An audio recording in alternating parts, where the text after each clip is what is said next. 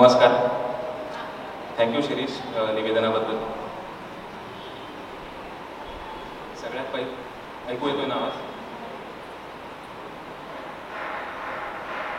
सगळ्यात पहिल्यांदा श्री वदा भट सर, श्रीयुत अनिरुद्ध वर्तक सर हे माझ्या हृदयाच्या अत्यंत जवळचे असलेले माझे दोन गुरु. मी केवळ एक शब्द त्यांना सांगितला की माझं ग्रंथाचं प्रकाशन आहे आणि ते तुमच्या हस्ते व्हावं अशी विनंती आहे. माझं वाक्य पूर्ण व्हायच्या त्यांनी मला होकार दिला, त्याबद्दल मला ऋण शब्दात व्यक्त करता येणार नाही. माझ्यासारख्या अगदी नवख्या, लहान वयाने, अनुभवाने, ज्ञानाने व्यक्तीच्या केवळ एका विनंती खातर अनेक ज्येष्ठ ज्योतिष अभ्यासक मंडळी तुम्ही इथे जमलेले आहात. खूप थोर मंडळी इथे आलेली आहेत. त्याबद्दल मला खरंच खूप मनापासून ऋण व्यक्त करायचे. आणि रविवार संध्याकाळ असून सुद्धा माझ्यासाठी अनेक अभ्यासकांनी वेळ काढला, त्याबद्दल साऱ्याच उपस्थितांचे मी मनपूर्वक आभार मानतो. परवा सहज बसलो होतो, कधीतरी जुनं साहित्य चाळावंसं वाटतं तेव्हा छांदोग्य उपनिषदातल्या 1-2 ओळींनी अगदी मन वेधून घेतलं. त्यात असं म्हटलंय की लहानांनी काही सांगितलं की मोठ्यांनी ओम म्हणावं आणि होकार द्यावा. ह्या 2 महानुभावांचं इथे येणं हेच माझ्यासाठी हा असा ओंकार किंवा होकार आहे माझ्या दृष्टीने तरी, आणि ते मी माझं भाग्य समजतो. कदाचित तुमच्यापैकी अनेकांचा विश्वास बसणार नाही, पण जेव्हापासून आधी हा कार्यक्रम झूमवर होणार होता, पण अगदी आयत्या वेळेला ठरलं की आपण प्रकाशन सोहळा प्रत्यक्ष करू. अनेक विद्यार्थी, अनेक अभ्यासक मागे लागले की सर आम्हाला पर्सनली सरांनाही भेटायचं आहे, 2 वर्ष झाले आपण भेटलेलो नाही आहोत, तुम्हालाही भेटायचं आहे, तर आपण कार्यक्रम प्रत्यक्ष करूया. तर त्यामुळे त्यांच्या हक्काच्या आणि प्रेमाच्या मागणी खातर आपण हा प्रत्यक्ष सोहळा अरेंज केलेला आहे. तेव्हापासून माझ्या डोक्यात एक सतत आतला आवाज ज्याला आपण म्हणतो तो येत होता की आपण कार्यक्रमाला जे बोलणार आहोत ते अनप्लान्ड बोलूया, इम्प्रॉम्प्टू ज्याला म्हणतात, जे येईल त्यावेळेला मनात ते. कारण एक कुठेतरी वाक्य वाचलं होतं मी की वेडेवाकडे असले तरी चालतील, पण खायचे आणि दाखवायचे एकच ठेवावेत, कारण ते खरे असतात. आणि हे वाक्य इथे नमूद करायचं कारण असं की मला तुमच्यापैकी बहुतेक जण माझ्या यूट्यूब चॅनल थ्रू ओळखतात. अदरवाईज जसे वर्तक सर प्रसिद्धी परामुख आहेत, तसंच 2 वर्षापूर्वी तुम्ही माझं नाव ऐकलेलं नव्हतं कधी. पण यूट्यूबच्या चॅनलमधनं व्हिडिओ बघत असताना एक तुमच्यापैकी अनेकांचा सूर असा असतो की सर तुम्ही बोलताना ते कुठेतरी खरं वाटतं, कारण जे मनात येतं ते तुम्ही बोलता. ऑल्टर्ड किंवा मेडअप नसतं ते. आणि या खरेपणाला दाद मिळते हे मला तुम्हा सगळ्यांच्या प्रतिसादाने कळलं. कारण आज ज्या ग्रंथांचा 2 खंडांचं प्रकाशन होणार आहे त्याची अनाउन्समेंट मागच्या रविवारी केल्यानंतर बुधवारी सगळ्या प्रतींची नोंदणी पूर्ण झाली.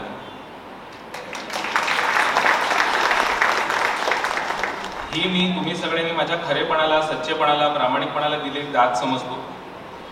अगदीच काही जणांनी विनंती केली की सर आम्हाला आधी पैसे भरता येणार नाही आहेत, ऑनलाईन ट्रान्झॅक्शन नाही आहेत, म्हणून तुम्ही आम्हाला काही प्रती तरी उपलब्ध करून द्या. म्हणून मी प्रिंटरच्या मागे लागून आज दुपारी 2 वाजता मला त्यांनी 50 कॉपी हातात दिलेल्या आहेत की घ्या, ॲटलिस्ट हॉलवर काही जणांना तुम्हाला देता येतील. पण अदरवाईज पहिल्या आवृत्तीची नोंदणी आपण गुरुवारीच क्लोज केली. इतका उदंड प्रतिसाद तुम्ही दिला त्याबद्दल मला ज्या वेळेला मला हे कळलं त्यावेळेला मला रडू आलं, खरं सांगायचं झालं. आणि त्याबद्दल माझ्याकडे ऋण व्यक्त करायला शब्द नाही आहेत. आता माझी एक इच्छा कदाचित हा कुंभेचा गुरु पूर्ण करतोय. मी 2015 साली ग्रंथ लेखन करायला घेतलं. माझे ऑफिसचे इतर कामांचे व्याप सांभाळून, घरच्या जबाबदाऱ्या सांभाळून, रात्रीचा दिवस करून ग्रंथलेखन करायला लागायचं. पण 2015 साली जेव्हा पहिला हरिओम लिहिला तेव्हापासून माझ्या 2 व्यक्तींची नावं माझ्या डोळ्यासमोर होती की ज्यांना माझी इच्छा होती की त्यांनी प्रकाशन करावं. त्या या 2 व्यक्ती, आणि उरलेल्या 2 व्यक्ती आपल्यात नाही आहेत. ते म्हणजे विजय हजारी सर, कारण ते काही कारणाने प्रीप्लान्ड परदेश म्हणजे त्यांचा बाहेरगावचा दौरा आहे त्यामुळे येऊ नाही शकले. आणि खूप अनफॉर्च्युनेटली नमूद करावं असं वाटतं ते म्हणजे श्री भट सर नाही आहेत, कारण त्यांनी मला सांगितलं होतं तुझे खंड प्रकाशित व्हायच्या आधी मला एकदा दाखव. पण खूप खेदाने सांगावं असं वाटतं की ते आज आपल्यात नाही आहेत. पण किमान या माझ्या जिव्हाळ्याच्या 2 व्यक्ती इथे आहेत त्याबद्दल मला अतिशय भरून आलेलं आहे. आणि या 2 व्यक्तींचीच नावं का, या 2 व्यक्तींचीच नावं का, त्याच्यामागचं कारण असं आहे. अर्थात कदाचित वर्तक सरांना आठवत असेल, भट सरांना कदाचित आठवणार नाही, कारण त्यांनी असे अनेकांना अशी भाकीतं केलेली आहेत. एकतर माझ्या वैयक्तिक आयुष्यात, कारण नंबर 1, माझ्या वैयक्तिक आयुष्यामध्ये मी जरी आज ह्या दोघांच्या बाजूला बसलेलो असलो तरी आयुष्यात मी उभा या 2 व्यक्तींमुळे आहे. आणि कदाचित ह्यांना त्यांची तितकी जाणीव नसेल की जितके त्यांचे माझ्यावर ऋण आहेत, कारण माझ्यासारख्या अनेकांच्या आयुष्यात दोघांनी त्यांच्या सल्ल्याने उभी केलेली आहेत. हे एक कारण होतं मला यांच्याकडनं प्रकाशन करून घ्यायचं. आणि दुसरी महत्त्वाची गोष्ट अशी की जवळजवळ 13 वर्षांपूर्वी भट सरांना मी माझी पत्रिका दाखवली होती. 13 किंवा 14 वर्षांपूर्वी. माझ्याकडे कागदही आहे, तारीखही लिहिलेली आहे. आणि त्यावेळेला त्यांनी मला सांगितलं होतं की तुझी ग्रंथकार होशील तू आणि परदेशात तुझी कीर्ती जाईल.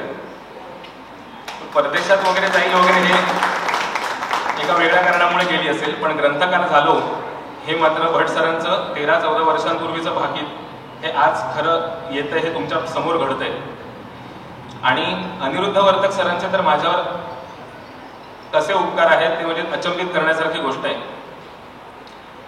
माझ्या वयाच्या 22-23व्या वर्षी अनिरुद्ध वर्तक सरांनी मला शिकवण्याची संधी दिली एका मोठ्या ज्योतिष विद्यालयामध्ये. त्यावेळेला मी त्यांना माझी पत्रिकाही दिली होती आणि त्यांनी त्यावेळेला जवळजवळ 2-2.5 पानं विश्लेषण माझ्या कुंडलीबद्दल लिहून दिलं होतं. ते आजही माझ्याकडे आहे. त्यात त्यांनी शेवटी लिहिलं होतं की ग्रंथ लिहून होईल हातून, ज्ञानात्मक ग्रंथ लिहून होईल हातून. आणि त्यांच्या घरामध्ये मी त्यांना भेटायला गेलो होतो. त्यावेळेला त्यांनी हा कागद दिला, मी वाचला. माझ्यासोबत माझा एक मित्र होता.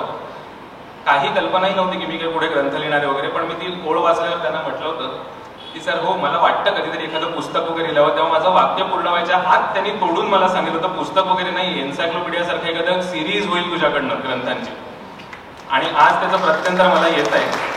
आणि यासाठी ह्या 2 व्यक्तींच्या हातून माझ्या हातून लिहिले गेलेले खंडांचं प्रकाशन होतं. याबद्दल मला अत्यंत खूप भरून आलंय खरं सांगायचं तर. आता थोडंसं ग्रंथाबद्दल बोलतो की आधी मुळात मी ग्रंथ का लिहिला. मी फार फापट पसारा लावणार नाही, कारण मला ठाऊक आहे की तुम्ही भट सरांना, अनिरुद्ध वर्तक सरांना ऐकायला उत्सुक असाल. आपल्या ज्योतिषामध्ये म्हणजे मराठी ज्योतिषाचा विचार जर आपण केला तर वदांचे ग्रंथ हे आजपर्यंत माइलस्टोन आहेत आणि पुढच्या अनेक शतकं किंवा दशकं ते माइलस्टोन राहणार आहेत. ते बिनतोड आहेत, म्हणजे त्याला तोड नाही. त्याचप्रमाणे श्री श्री भट सर असो, काही तुरळक नावं घेतो, काही जणांची राहून गेली तर मला क्षमा करा. कविता काळे मॅडमचं लेखन असो, गजानन तेंडुलकर नावाचे अतिशय ज्येष्ठ ज्योतिषी होते पण तेही अत्यंत प्रसिद्धी परांमुख होते, त्यांनी लिहिलेले ग्रंथ असो, श्रीराम भट सरांचं मासिकांमधनं आलेलं लेखन असो, यके प्रधानांचं लेखन असो, माझ्यावर या सगळ्या व्यक्तींचा प्रचंड प्रभाव आहे. पारंपरिक ज्योतिष मी कोणाच पुढे बसून शिकलो नाही, पण केवळ यांच्या ग्रंथांमधनं मी शिकलो. आणि मागच्या रविवारी भट सरांच्या क्लासमध्ये त्यांच्या विद्यार्थ्यांशी बोलायची मला संधी मिळाली 10 मिनिटं. तेव्हाही मी त्यांनाच तेच सांगितलं की भट सरांच्या ग्रंथांचा मी अभ्यास कसा केला.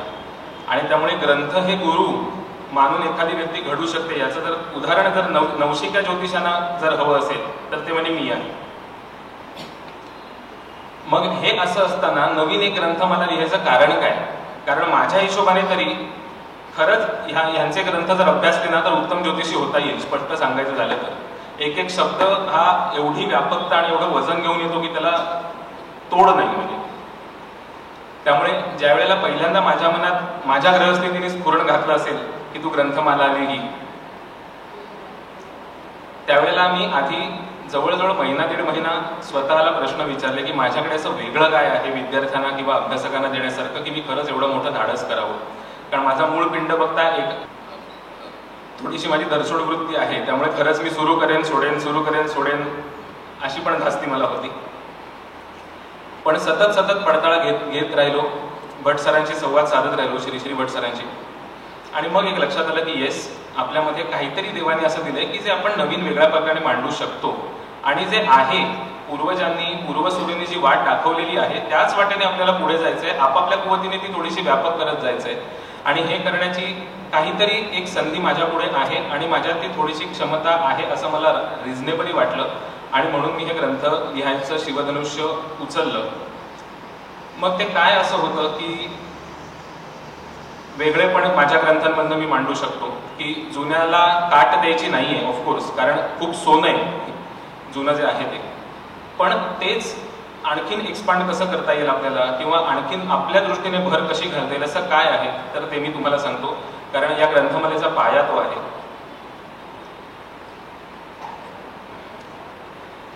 हे सांगताना थोडीशी मला माझ्याबद्दल काही माहिती शेअर करावी लागेल, पण ती प्लीज तुम्ही म्हणजे मी औदत्याने ती सांगतो, एक इगोनी सांगतो असं घेऊ नका. तर ग्रंथांचं ते कारण आहे या अर्थाने ती घ्या. मी ज्या वेळेला ज्योतिष शिकायला घेतलं त्यावेळेला मला ह्याच दोन व्यक्ती आहेत ज्यांनी मला तो एक शब्द सांगितला जो माझ्या डोक्यात पक्का बसला, ते म्हणजे अनुभूती. ज्योतिष तत्वांची अनुभूती घ्यायची. मी ज्या वेळेला अभ्यास करायला लागलो त्यावेळेला मी एकच फोकस ठेवला की कुंडलीतनं अनुभूती काय येते ग्रहयोगांची. हे शिकताना मात्र मला एक प्रश्न वारंवार पडायचा, तो म्हणजे असं का. असं का या प्रश्नाने मला सगळ्यात जास्त छळलं की बुध बुद्धिकारक आहे लिहिलंय शास्त्रकारांनी, पण का. गुरु वृद्धिकारक आहे, संततिकारक आहे का, शनी रोगकारक आहे का, चतुर्थवर्ण माता बघतात का, केंद्र कोणाचे मालक राजयोग घडवतात का. काहीतरी तर कारण असेल ना. ऍज ए अभ्यासक किमान आपल्याला तार्किक लेवलनी याचं उत्तर कळलं पाहिजे. बरं तर तर्क असा पण नको की उगाच वडाची साल पिंपळाला लावले म्हणून ओढून ताणून काहीतरी केलेलं. काहीतरी लॉजिक पाहिजे ना त्याच्यामध्ये, काहीतरी तर बेस पाहिजे, नाही तर लक्षात कसं राहणार, नियम कळणार कसे आपल्याला. हे असं कहाणी मला प्रचंड भेडसावलं, प्रचंड. की सारावली वाचायचो, त्यात लिहिलेलं असायचं कन्यासागरू ही फळ देतो, पण का.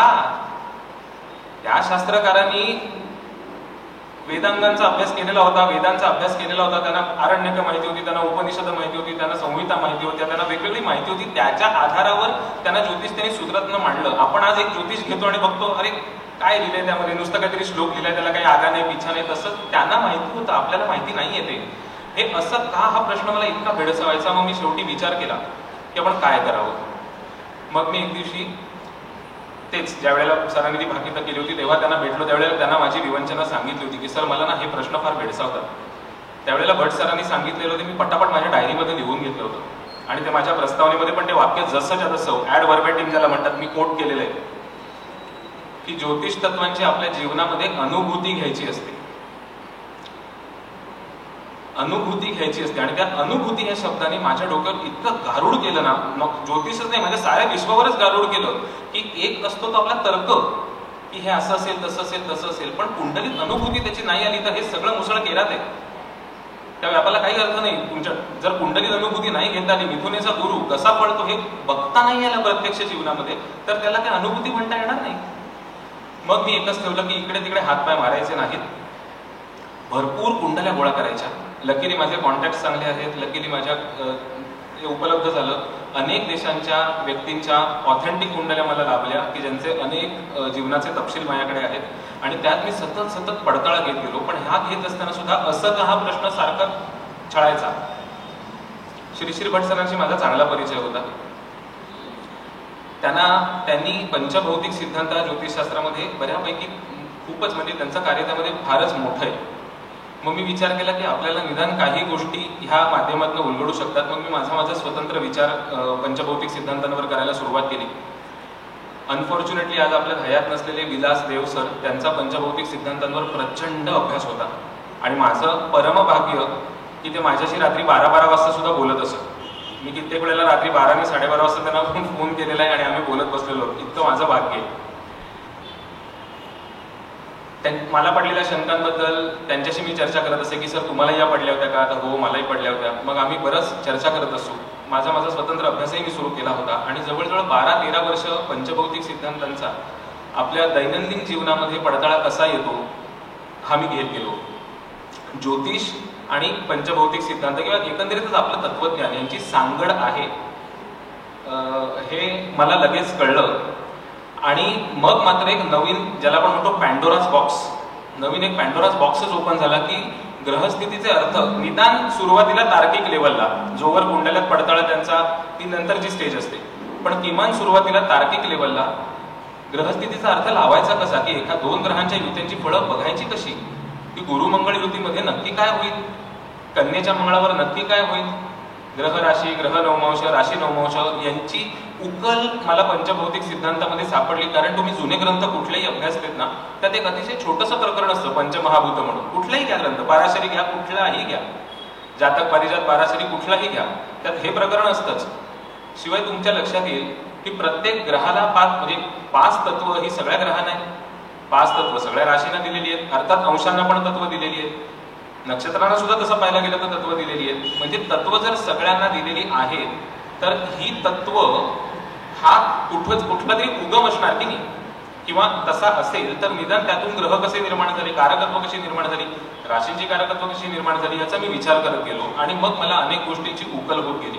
जोडीला मग मानसशास्त्राचं थोडंसं माझं अध्ययन आहे, त्याचा मी आधार घेतला, कायदा माझं प्रोफेशनच कायद्याशी संबंधित आहे त्याचा आधार घेतला, अध्यात्मशास्त्राचा आधार घेतला. आणि या सगळ्यांची उकल कुठेतरी मला असं वाटलं की काही अंशी तरी मला झाली की किमान नवीन अभ्यासकाला किमान तार्किक लेवलला तरी ती नीट पटेल. आणि अर्थातच कुंडल्यात त्याचा पडताळा मी घेतल्याशिवाय एकही वाक्य मी या ग्रंथात लिहिलेलं नाहीये, की जे एकही वाक्य अनुभूती नसलेल्या या ग्रंथामध्ये तुम्हाला सापडणार नाही. हजारो कुंडल्यांमध्ये या तत्वांचा पडताळा घेतला, मग कळलं कुठेतरी येस काहीतरी असं कॉन्क्रीट आहे की जे आपण या ग्रंथमालेमध्ये मांडू शकतो. आणि मग हे मी मांडायला सुरुवात केली. आणि सुरुवातीला 1 ग्रंथ लिहू, मग 2 ग्रंथ लिहू, मग 3 ग्रंथ लिहू करत करत करत आता 7 खंडांपर्यंत येऊन पोचलेलो आहे. त्यातले 2 खंड आता प्रकाशित होत आहेत. हे खंड प्रकाशन करण्याचं अजून एक महत्वाचं कारण असं आहे की सोशल मीडिया खूपच आपण बोकाळलाय. हा शब्द खरं तर निगेटिव्ह आहे, पण तोच वास्तविक शब्द आहे ऍक्च्युली. त्याचे चांगले परिणाम आहेतच, त्यात वाद नाहीये. पण अभ्यासकाच्या दृष्टीने, खास करून नवीन अभ्यासकाच्या दृष्टीने, की जोवर त्याची काय योग्य काय अयोग्य हे ओळखण्याची दृष्टी डेव्हलप झालेली नसते, तोवर तरी सोशल मीडिया हे दुधारी शस्त्र म्हणून काम करू शकतो. मी अनेक वर्ष ज्योतिष शिकवतोय, म्हटल्याप्रमाणे की मला माझ्या वयाच्या 22-23व्या वर्षीच सरांनी संधी दिली ज्योतिष शिकवायची. तेव्हापासून मी आजतागायत ज्योतिष शिकवतोय. अनेक विद्यार्थी माझ्याशी संवाद साधतात तेव्हा मला एक गोष्ट सातत्याने लक्षात येते, ती म्हणजे बऱ्याच वेळेला विद्यार्थी हे फेसबुकवर एखाद्याने काय पोस्ट लिहिले, युट्यूबवर एखाद्याने काय व्हिडिओ अपलोड केलाय, एखाद्याने ब्लॉगमध्ये काय लिहिलंय, त्यातनं आपलं ज्ञान विकसित करायचा प्रयत्न करतात. ते चूक नाहीये, पण जोवर आपली दृष्टी डेव्हलप झालेली नसते की काय रिझनेबल बोलतोय माणूस आणि काय उगाच काहीतरी मांडतोय, ही दृष्टी जोवर डेव्हलप झालेली नसते तोवर निरक्षीर विवेक जागृत होत नाही की काय घ्यावं आणि काय सोडावं. आणि कृष्णमूर्ती म्हणायचे कायम पारंपरिकला, आता तर ते सगळ्याच पद्धतीनं लागू पडतं, पण कृष्णमूर्ती म्हणायचे की conventional astrology has become a मडी वॉटर, चिखल झालाय, असं ते नावं ठेवण्याचे ह्यांनी म्हणायचे. आज सगळ्याच पद्धतींमध्ये तोच गोंधळ माजलाय. हा गोंधळ का माजलाय? कारण आपल्या शास्त्रामध्ये एंट्री पॉइंटला काही बंधन नाहीये. एंट्री पॉइंटला काही बंधन नाहीये. कोणीही यावं आणि अनफॉर्च्युनेटली बोल, हे शब्द खरं तर योग्य नाही, पण उचलली जी लावली टाळायला, अशा पद्धतीने आपल्या याच्यात कोणीही येतो, आपापलं मत मांडतो आणि सगळ्यात जास्त गोंधळ होतो तो नवशिक्या अभ्यासकांचा. दुसरी महत्वाची गोष्ट म्हणजे जुन्या भाषेचं कदाचित तेवढं ज्ञान नसेल किंवा तेवढा हल्लीच्या इतर ऑक्युपेशनमुळे तेवढा वेळ नसेल, इतर काही कारण असतील, पण जुन्या ग्रंथांचा अभ्यास फार तोकडा पडतो असं मला दिसतंय. जुन्या ग्रंथांचा अभ्यास आपला तोकडा पडतो. त्यामुळे आपण काय करतो, आपल्याला सहज साध्य उपलब्ध होतंय ना, फेसबुक ओपन केलं की 4 पोस्ट येत आहेत ना, मग वाचायला काय हरकत आहे.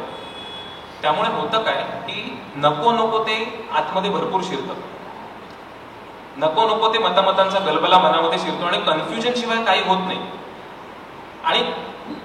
आणि ह्यात सगळ्यात जास्त हे होते की विश्वास ठेवायचा तर कशावर ठेवायचा. अगदी छापील गोष्टी मी ज्या वेळेला वाचतो त्यावेळेला सुद्धा कित्येक ठिकाणी चुकीच्या गोष्टी दिलेल्या आढळतात.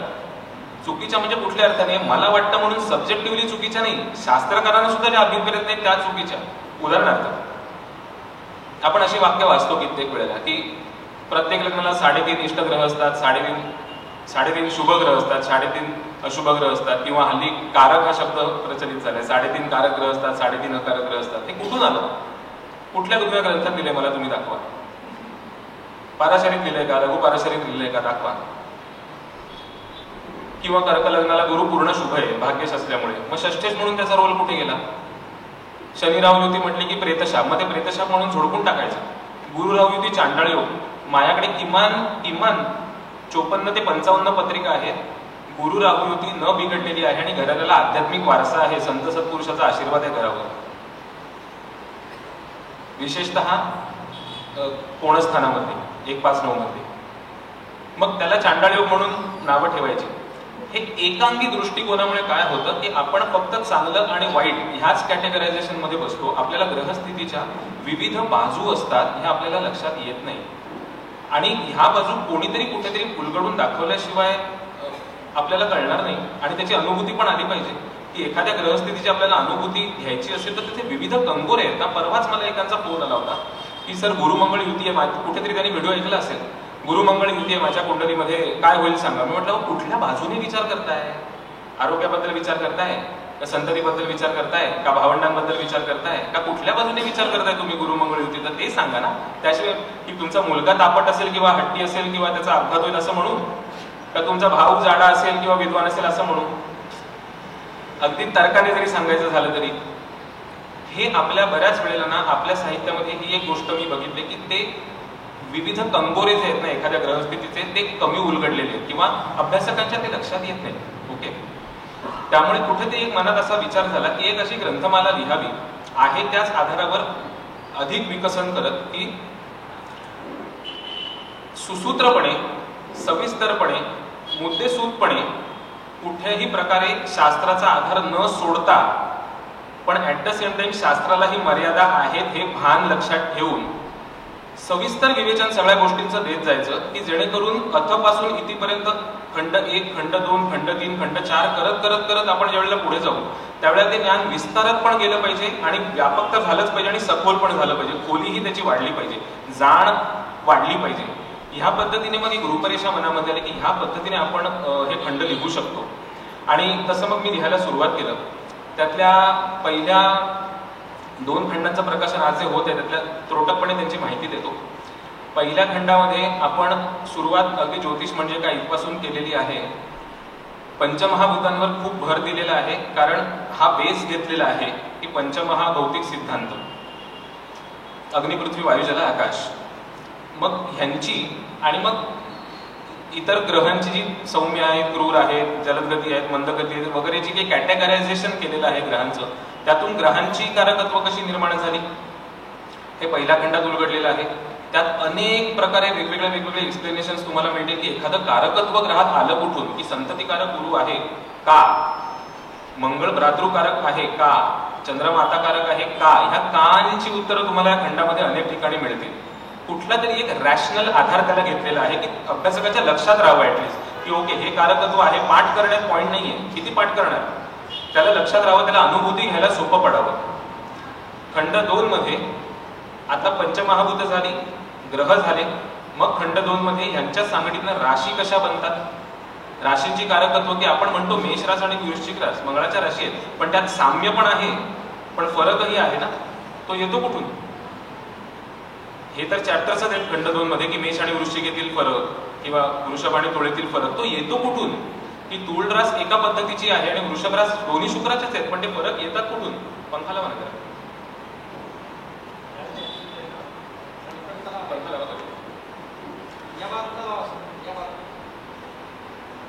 हे 2 फरक येतात कुठून? ह्या राशींची उकल केलेली आहे की राशींचं कारकत्व तयार कसं झालं हे आपल्याला कळावं. त्यानंतर राशीगत फळ, कारण ग्रह झालेत आपले बघा स्टेप्स बघा, पंचमहाभूत झाली, ग्रहांची कारकत्व झाली, मग राशींची कारकत्व झाली, आता राशीगत फळांची कारकत्व घेतलेली आहे. कुठल्याही अभ्यासकाला तुम्ही विचारा आणि राशीगत फळांवर प्रचंड भर दिलेला आहे. यामागचं कारण असं आपल्या वाङ्मयामध्ये राशीगत फळं उलगडलेली नाहीत. तुम्हाला राशीगत फळं उलगडलेली पुस्तकं सापडणं अवघड आहे प्रचंड. तुम्ही अभ्यासकांना विचारा की मिथुनेच्या गुरुची फळं सांग, आधी पटकन ते म्हणतील बुद्धिमान का, कारण मिथुन बुद्धिमान, गुरु बुद्धिमान, ओके. पण लगेच त्यांच्याच मनात दुसरा प्रश्न येईल, अरे पण ती शत्रू रास आहे ना बुधाची, येईल की नाही प्रश्न?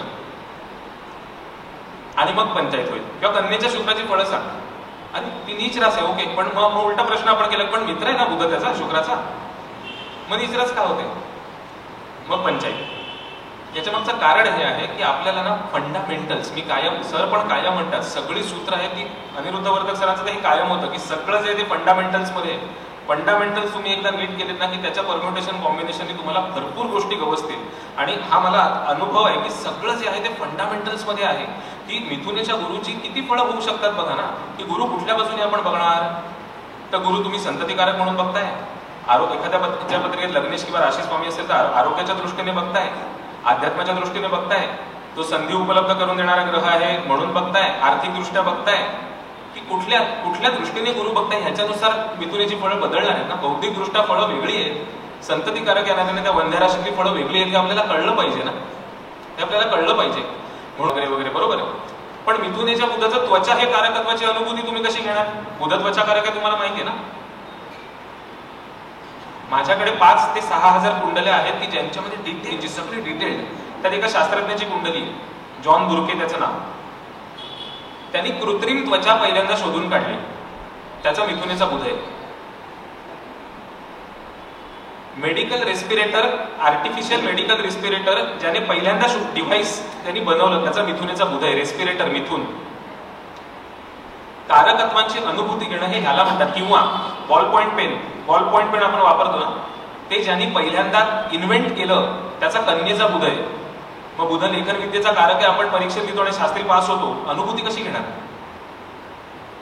कर्क रास त्याची तृतीयामध्ये कन्येचा बुध आहे, त्यांनी बॉल पॉइंट पेन शोधून काढलं. किंवा आपण म्हणतो धनुरास किंवा नवमस्थान दीर्घ पल्ल्याच्या प्रवासांशी निगडीत आहेत, बरोबर. इव्हान गेटिंग नावाच्या शास्त्रज्ञांनी जीपीएसची संकल्पना पहिल्यांदा मांडली, त्याचा धनेचा बुध आहे. हबल टेलिस्कोप जी सगळ्या विश्वाचे फोटो काढते, त्या टेलिस्कोप पाशी जाऊन त्याची दुरुस्ती करायचं तंत्र विकसित केलं, त्याचा धनेचा बुध आहे. कन्येच्या शुक्राबद्दल सरांनी लिहिलेलं आहे, सरांच्या पुस्तकातलं ना एक वाक्य असं आहे ना की ते म्हणजे तो ऋषीचा शब्द आहे खरं माझ्या दृष्टीने तरी. कन्येच्या शुक्राबद्दल सरांचा ग्रंथ वाचून अनेक अभ्यासक मला विचारतात, सर एवढं कसं काय त्यांना जमलं? मी म्हटलं त्यांना जमलं, त्यांनी केला ना अभ्यास, तुम्ही पण करा, कुंडल्या घ्या, अनुभूतींवर ते भर देतात, तुम्ही पण घ्या. कन्येच्या शुक्राबद्दल सरांनी लिहिलेलं आहे की बुध जर बलवान असेल, शुक्र कन्येचा असताना बुध बलवान असेल तर साहित्याबद्दल, बौद्धिकतेबद्दल तो त्रास देत नाही. येस, तो मॅरिटल लाईफ मध्ये, मे बी रिलेशनशिप्स मध्ये कदाचित थोडासा कमकुवत पडू शकेल. मी ग्रंथामध्ये नावं लिहिलेली आहेत साहित्यिकांची की ज्यांच्यामध्ये कन्येचा शुक्र आहे. सांगायचा मुद्दा काय की अनुभूती घ्यायची असते, ही अशी घ्यायची असते की आपल्याला त्या ग्रहस्थीचा पडतळा व्यक्तीच्या आयुष्यात ती कशी ट्रान्सलेट झाली आहे हे कळलं पाहिजे. अर्थात त्याला मर्यादा आहे, ज्योतिषशास्त्रालाच मर्यादा आहे, ती ओलांडून चालत नाही. पण ती मर्यादा आखून सुद्धा आपल्याला, त्या मर्यादेत राहून सुद्धा आपल्याला अनेक गोष्टींचा विचार करता येऊ शकतो की आणि आता तर लकीली सर मागच्याच लेक्चरला म्हणाले त्यांच्या वर्गामध्ये की आता तर गुगल पासून सगळं उपलब्ध झालंय, तुम्हाला हवी ती माहिती मिळू शकते. तर त्यामुळे तर अभ्यासकांची केवढी मोठी सोय झालेली आहे, ही सुसूत्रपणे संकलितपणे करता आली तर तुम्हाला खूप फायदा आहे. पण त्यासाठी एक बेस तयार व्हायला पाहिजे, कुठला तरी ग्रंथ असा आधाराला पाहिजे की जो सविस्तरपणे सगळ्याचा उलगडा करून दाखवेल की केंद्रस्थानांचे मालक पापग्रह असतील तर किंवा क्रूर ग्रह असतील तर ते चांगली फळं देतात. हा नियम का आला? कोणस्थानांमध्ये लाभेश ग्रहाला वाईट मानलेला आहे पण लाभस्थानातले ग्रह मात्र चांगली फळं देतात म्हटलं, हे का? ह्या सगळ्या कांची उत्तरं तुम्हाला या ग्रंथांमध्ये मिळतील. तिसऱ्या खंडांपासून अधिक व्यापक आणि अधिक सखोल होत जाऊ आपण. तिसऱ्या ग्रहांमध्ये स्थानं उलगडलेली आहेत. कुंडलीतले इष्ट अनिष्ट ग्रह, जो माझ्या हिशोबाने तरी, मे बी कदाचित माझं वैयक्तिक मत चुकीचं असेल पण माझ्या हिशोबाने तरी जर पारंपरिक ज्योतिषशास्त्र त्याला चांगलं उलगडायला हवं असेल तर त्याला लग्नाचे शुभाशुभ ग्रह ज्याला आपण म्हणतो, इष्ट अनिष्ट ग्रह ज्याला आपण म्हणतो, ते पक्के आले पाहिजेत. आणि मला असा अनुभव आहे की बहुतेक विद्यार्थ्यांचे तेच कच्चे असतात कारण त्यांना मूलभूत संकल्पना कळलेल्या नसतात. तर त्याची उकल तिसऱ्या ग्रंथामध्ये आलेली आहे. स्थानेशांची फळं येणार आहेत. चौथ्या खंडामध्ये स्थानगत फळं येतील, तीही अशीच विस्तृत येतील की एका ग्रहाची अशी भरपूर उदाहरणांसहित 4-4, 5-5 पानी अशी. नंतर ग्रह, रास, स्थान आणि ग्रहांमधल्या दृष्टी यांची सांगड घालून भाकिता कशी करायची यांचे नियम उलगडले जातील. मग आपण अंशात्मक विचारांमध्ये शिरणार आहोत. मग नक्षत्र येतील, पाश्चात्य ग्रहयोग येतील, काही भारतीय म्हणजे आपले वैदिक पारंपरिक ग्रहयोग सुद्धा येतील त्याच्यामध्ये. वर्गकुंडल्यांवर थोडीशी आपली चर्चा त्याच्यामध्ये होईल आणि मग जो व्हॉल्यूम असेल त्याच्यामध्ये आपण कुंडल्यांवर विस्तृत विवेचन करणार आहोत. ते म्हणजे एक कुंडली घ्यायची आणि त्या एका व्यक्तीच्या आयुष्यात घडलेल्या अनेक घटनांचा पडताळा त्याच्यामध्ये घ्यायचा. म्हणजेच एकच ग्रहस्थिती की पंचमतलाच गुरु, पण तो संततीबाबत कसा पडला, तो उपासनेबाबत कसा पडला, तो शिक्षणाबाबत कसा पडला, तो आरोग्याबाबत कसा पडला, या सगळ्याची आपल्याला त्या कुंडलीमध्ये उकल झाली पाहिजे की मग ग्रहस्थितीच्या चांगल्या आणि वाईट या दोन्ही बाजू आपल्याला लक्षात येतात. त्यामुळे ही ग्रंथमाला अशा पद्धतीने डिझाईन केलेली आहे की पायरी पायरीने टप्प्याटप्प्याने आपला प्रवास व्यापक आणि सखोल असा दोन्ही म्हणजे डेव्हलपमेंट आणि ग्रोथ ज्याला म्हणतात तशा पद्धतीने होत जाणार आहे. एकंदरीत असं सगळं हे स्ट्रक्चर या ग्रंथमालेचं आहे. आणि फॉर्च्युनेटली आज पुनर्वसू नक्षत्रात चंद्र आहे. कुंभ राशीमध्ये एवढे ग्रह आहेत तुम्हाला माहिती आहे. नेपच्यून आहे, गुरु आहे, रवी बुध पण आता तिथे आहे, मंगळ तर उच्चेचा आहेच, पण मुख्य म्हणजे शनी मकरेचा चाललेला आणि केतू वृश्चिकेचा आहे. या ग्रहांचा ज्योतिषशास्त्राशी केवढा घनिष्ठ संबंध आहे हे तुमच्यापैकी अभ्यासक जे असतील ते जाणत असतील. आणि या चांगल्या मुहूर्तावर हे ज्ञान आपल्यापर्यंत येत आहे म्हणजे त्या ज्ञानाची खोली काय असेल याचा तुम्ही अंदाज घ्या. माझी प्रामाणिक इच्छा आहे की आणि केवळ एक सोलो मोटो ज्याला आपण म्हणतात तो हा आहे की जास्तीत जास्त अभ्यासकांना निस्संदिग्ध भाषेत की गोंधळ वाचला नाही पाहिजे मनामध्ये की हे वाक्य वाचलं मी करू काय त्याचं, ठीक आहे मी वाक्य वाचतोय पण मी करू काय त्याचं, असा गोंधळ न वाचता जितकी जास्तीत जास्त क्लॅरिटी ठेवता येईल, जितकी जास्तीत जास्त निस्संदिग्धता ठेवता येईल त्याप्रमाणे मी या ग्रंथामध्ये लेखन करायचा माझ्या कुवतीनुसार प्रयत्न केलेला आहे. मी तेवढं ते ऑनर करू शकतो की नाही ते मला माहिती नाही, ते सगळं तुम्ही ठरवणार आहात. पण जे अभ्यासक आहेत त्यांना निश्चित, कळकळीचे जे अभ्यासक आहेत त्यांना मात्र खूप खोलवर विचार प्रवृत्त तरी ऍटलिस्ट हे खंड करतील. चिंतन ज्यांना करायला आवडतं, ज्योतिष तत्वांचं चिंतन ज्यांना करायला आवडतं, त्यांना मूलभूत प्रश्न पडतात की हे का आहे, हे कसं होत असेल, याचं कारण काय, त्यांना खूप चिंतनशीलता हे ग्रंथमाला पुरवणार आहे याबद्दल माझ्या मनात शंका नाहीये. तर त्यामुळे तुमच्या सगळ्यांचे, सरांचे माझ्यावर आशीर्वाद असावेत अशी मी तुम्हाला आज मनोमन प्रार्थना करतो. आणि मी भट सरांना आणि वर्तक सरांना विनंती करतो की त्यांनी या ग्रंथमालेचं प्रकाशन करावं आणि आपलं मनोगत व्यक्त करावं. Thank you so much. नमस्कार.